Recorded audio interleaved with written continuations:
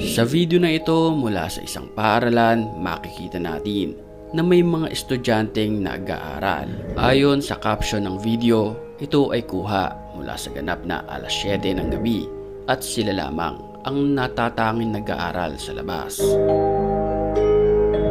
Ayon mismo sa nag-upload, hindi niya alam na mangyayari ang mga bagay na iyon. Ang gusto niya lang ay i-post ang kanyang story sa Facebook. Pero nang siya'y makauwi sa bahay, nireview niya ang kanyang video. And then, ito ang nagpatayo ng kanyang mga balahibo. Panoorin natin.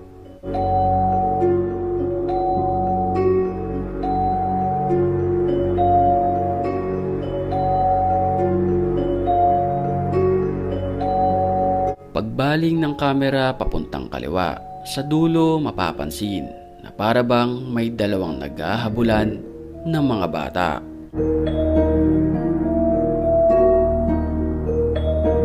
Sa video mapapansin na para ba itong mga alien kung kumilos. Maging ako ay kinilabutan matapos ko tong mapanood sa TikTok.